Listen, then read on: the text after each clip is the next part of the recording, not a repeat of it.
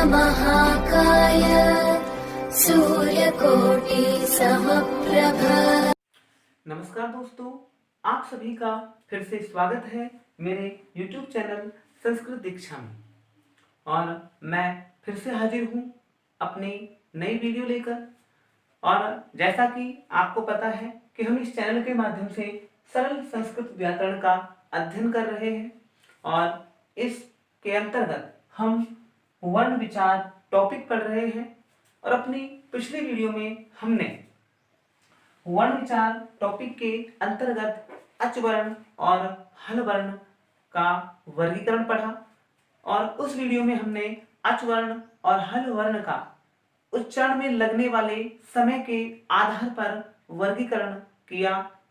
और अब आगे बढ़ते हुए हम अपनी इस वीडियो में वर्णों का वर्गीकरण उच्चारण स्थान के आधार पर पढ़ेंगे। तो ऐसे स्टूडेंट जो अभी हमारे इस चैनल से जुड़े हैं, हमारे इस वीडियो से जुड़े हैं, तो उनसे मैं रिक्वेस्ट करता हूं कि इस टॉपिक को समझने के लिए वो हमारी पिछली वीडियो को देखें। और जिन स्टूडेंट्स ने हमारी पिछली वीडियो को देखा है, जो हमसे लगातार जुड़े हुए हैं, उनसे मैं उम्मीद करता हूं कि मैंने जो कुछ भी आपको अपनी पिछली वीडियो में पढ़ाया, पिछली वीडियो में बताया, तो आपको वो याद होगा, आपने उसको अच्छे से पढ़ा होगा, याद किया होगा। और आपने अगर उसको अच्छे से पढ़ा होगा, याद किया होगा, तो इस टॉपिक को समझने में आपको कोई दिक्कत, कोई परेशानी नहीं होगी। तो आगे बढ़ते हैं और बात करते हैं उच्चारण स्थान। हम कह सकते हैं कि जब हम किसी भी वर्ण का उच्चारण करते हैं तो हमारे मुख का कोई भी एक अंग विशेष रूप से सक्रिय हो जाता है। अर्थात हम कह सकते हैं कि उस अंग में अधिक कंपन होने लगता है, अधिक कंपन होने लगता है। अर्थात हमारे मुख से जब हम कोई वर्ण बोलते हैं या किसी भी वर्ण का उच्चारण करते हैं तो हमारे मुख का एक अंग विशेष रूप से सक्रिय हो जाता है, उस अंग में अधिक कंपन होने लगता है और इसीलिए उसी अंग को उस वर्ण का उच्चारण स्थान मान लिया जाता है। जैसे हम बात करते हैं कि प वर्गीय व्यंजनों की, प वर्गीय व्यंजन ये 5 होते हैं, प, थ, ब, भ और म। तो विद्यार्थियों, बात करते हैं कि जब प वर्गीय व्यंजन वर्ण, ये आप सभी जानते होंगे क्योंकि हमने अपनी पिछली वीडियो में व्यंजन वर्णों का वर्गीकरण किया था, स्पर्श वर्णों का वर्गीकरण किया था। तो प वर्गीय व्यंजन वर्ण प, फ, ब, भ, म। अब ध्यान देने की बात यह है कि जब हम इन वर्णों का उच्चारण करते हैं तो हमारे होठ आपस में चिपक जाते हैं। प, फ, ब, भ, म। आप इनको बोल सकते हैं, मेरे साथ साथ दोहरा सकते हैं। जब हम इनको बोलते हैं तो हमारे होठ आपस में चिपक जाते हैं। अर्थात हम कह सकते हैं कि इनको बोलने में हमारे मुख का भाग, अर्थात हमारे जो होठ हैं, ओष्ठ जो है, होठ है, वो अधिक क्रियाशील होते हैं और बिना होठों को चिपकाए इन वर्णों का उच्चारण संभव नहीं है। इसलिए प वर्गीय इन व्यंजन वर्णों का उच्चारण स्थान ओष्ठ या होठ को माना जाता है। और इसी प्रकार अन्य वर्णों के संदर्भ में भी यही नियम लागू होता है, यही बात लागू होती है। उन वर्णों के संदर्भ में भी कोई ना कोई अंग विशेष रूप से क्रियाशील होता है और इस प्रकार वर्णों का उच्चारण स्थान उसी अंग को कहा जाता है जो अधिक क्रियाशील रहता है। अर्थात जिस वर्ण को बोलने में हमारे मुख का जो अंग अधिक क्रियाशील होता है उसे ही उस वर्ण का उच्चारण स्थान कहा जाता है। तो विद्यार्थियों, ये तो बात हुई उच्चारण स्थान की डेफिनेशन कि उच्चारण स्थान किसे कहा जाता है। मैं फिर से रिपीट करता हूं कि हमारे मुख से जब हम किसी भी वर्ण का उच्चारण करते हैं, किसी भी वर्ण को बोलते हैं, तो हमारे मुख का कोई भी एक विशेष अंग विशेष रूप से सक्रिय हो जाता है और उस अंग में अधिक कंपन होने लगता है और इसलिए उस क्रियाशील अंग को ही उस वर्ण का उच्चारण स्थान मान लिया जाता है। और हमने बात की कि पै वर्गीय व्यंजन वर्णों का उच्चारण करते समय हमारे दोनों होंठ चिपकते हैं और बिना होठों को चिपकाए इनका उच्चारण नहीं हो सकता, इसलिए इनका उच्चारण स्थान ओष्ठ या होठ माना जाता है।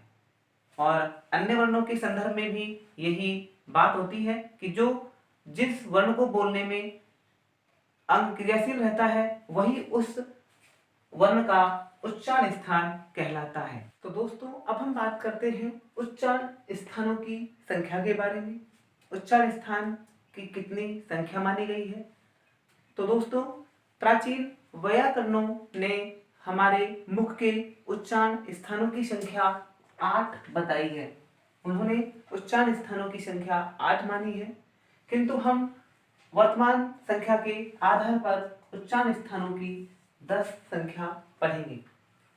तो आगे बढ़ते हैं और हम बात करते हैं उच्चारण स्थानों की कि कौन से उच्चारण स्थान में कौन कौन से वर्ण आते हैं और उच्चारण स्थान के कौन कौन से नाम होते हैं। तो हम प्रत्येक उच्चारण स्थान का अध्ययन करेंगे। तो हम बात करते हैं सबसे पहले उच्चारण स्थान कंठ के बारे में। तो कंठ उच्चारण स्थान की बात करते हैं तो पहला है हमारा कंठ उच्चारण स्थान और इससे उच्चारित होने वाले वर्णों को कंठीय वर्ण कहा जाता है। अर्थात ऐसे वर्ण जो कंठ से बोले जाते हैं उन्हें कंठीय वर्ण कहते हैं। और इसका सूत्र है अकु है विसर्जनीय नाम कंठ है। अर्थात कंठ उच्चारण स्थान और कंठ उच्चारण स्थान के वर्णों को कंठीय वर्ण कहा जाता है। और इस कंठ उच्चारण स्थान के लिए एक सूत्र होता है अकुहा विसर्जनीय नाम कंठ है।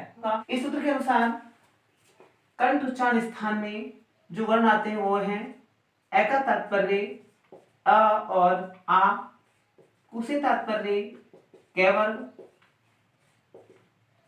है से तात्पर्य है वर्ण और विसर्जनीय से तात्पर्य विसर्ग से है। अर्थात हम कह सकते हैं कि कंठ उच्चारण स्थान में आने वाले वर्ण हैं अ, आ और कैवर्ग के वर्ण जो हमने स्पर्श वर्ण में पढ़े हैं कि इस वर्ग में 5 वर्ण आएंगे क ख ग घ ञ और है वर्ण और विसर्ग। तो कहने का मतलब है कि कंठ उच्चारण स्थान में कौन कौन से वर्ण रखे जाते हैं अ, आ और कैवर्ग के 5 वर्ण, है वर्ण और विसर्ग, ये सभी वर्ण कंठ उच्चारण स्थान में रखे जाते हैं। और आगे बात करते हैं नंबर 2 तालु उच्चारण स्थान की। और तालु उच्चारण स्थान में बोले जाने वर्णों को तालव्य वर्ण कहा जाता है। और तालु उच्चारण स्थान के लिए सूत्र है इचु यशा नाम तालुहु। तो दोस्तों तालु उच्चारण स्थान के लिए सूत्र है इचु यशा नाम तालुहु और ये सूत्र हमें बताता है कि तालु स्थान में कौन कौन से वर्ण आते हैं। तो देखिए ई से तात्पर्य ई पी ये 2 वर्ण, च से तात्पर्य है चैवर्ग, य से तात्पर्य य, स से तात्पर्य श। इस प्रकार तालु उच्चारण स्थान में ये वर्ण आते हैं ई, ई, चवर्ग के वर्ण, चवर्ग के पांचों वर्ण च, छ, ज, झ, ञ, य वर्ण और श वर्ण। तो इस प्रकार तालु उच्चारण स्थान में वर्ण हुए ई, च वर्ग, य और श वर्ण। तो इस प्रकार उच्चारण स्थान तालु में ये वर्ण आते हैं। दोस्तों आगे बात करते हैं हम नंबर 3 मूर्धा स्थान। और मूर्धा स्थान से उच्चारित होने वाले वर्ण अर्थात मूर्धा स्थान से बोले जाने वाले वर्णों को मूर्धन्य वर्ण कहा जाता है। और मूर्धा स्थान के लिए सूत्र बनाया गया है ऋटुल सनाम मूर्धा। और ये सूत्र बताता है कि मूर्धा उच्चारण स्थान में कौन कौन से वर्ण आते हैं। तो देखिए री, री से तात्पर्य है री, री, दो वर्ण हुए। टू से तात्पर्य यहाँ ट वर्ग से है और हमें पता है कि ट वर्ग में 5 वर्ण ट, थ, ड, ढ, न ये आते हैं। र से तात्पर्य रे वर्ण से और सा से तात्पर्य श वर्ण से है। तो इस प्रकार मूर्धा स्थान में री, री, ट वर्ग के पांचों वर्ण र और श ये वर्ण आते हैं। तो आगे बात करते हैं नंबर 4 दंता उच्चारण स्थान की। और दंता उच्चारण स्थान से बोले जाने वाले या उच्चारित होने वाले वर्णों को दंते वर्ण कहा जाता है। और इसके लिए सूत्र है लिरि तुलसा नाम दंतः।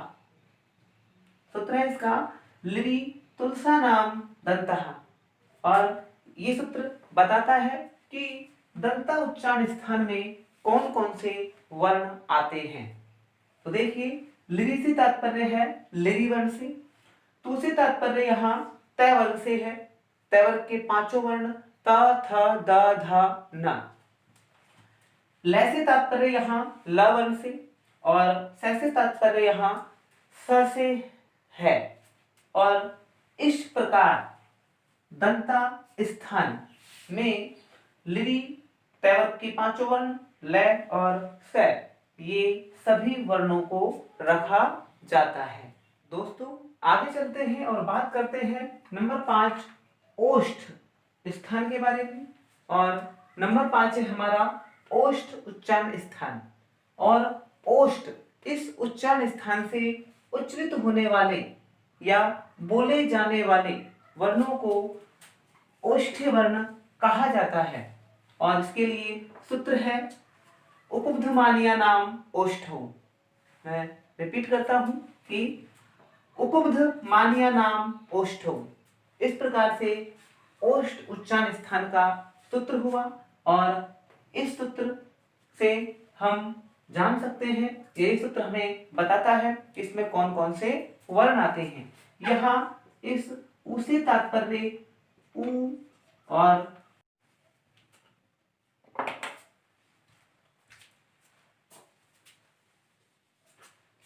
यहाँ इस उ से तात्पर्य उ और उ इन दो स्वरवर्णों से है। इसके बाद पु, इस पु के अगर उ को हटाया जाए तो पै बचता है और इसका तात्पर्य है पै वर्ग। और इस उ और पै को छोड़कर यहाँ इस उ को इसमें मिलाया जाए तो बनता है उपदमानीय। तो उपदमानीय वर्ण। तो इस प्रकार तात्पर्य हुआ कि उ, पै वर्ग के पांचों वर्ण प, फ, ब, भ, म और उपदमानीय वर्ण इनका उच्चारण स्थान ओष्ठ होता है। तो बात करते हैं उपदमानीय वर्ण क्या होते हैं। तो उपदमानीय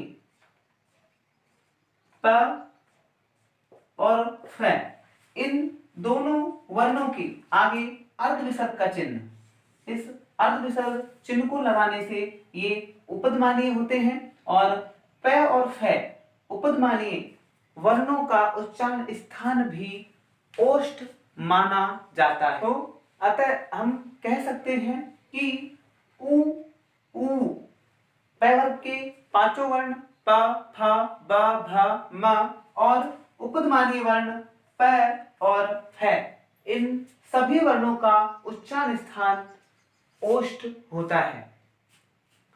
तो अभी हमने पढ़े हैं 5 उच्चारण स्थान, और जिसमें कंठ, तालु, मूर्धा, दंता और ओष्ठ, और इन 5 उच्चारण स्थानों का अध्ययन किया और इसमें आने वाले वर्णों का वर्गीकरण किया कि कौन से उच्चारण स्थान में कौन कौन से वर्ण आते हैं।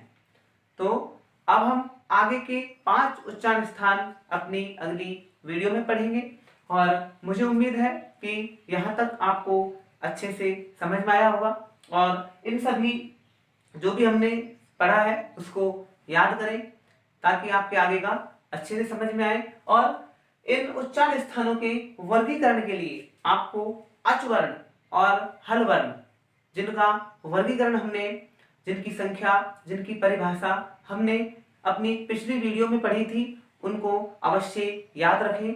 और सरल संस्कृत व्याकरण को पढ़ने के लिए, उसको सरलतम रूप से समझने के लिए हमारे इस चैनल संस्कृत दीक्षा से जुड़े रहें और हमारे इस चैनल को लाइक, शेयर और सब्सक्राइब करें।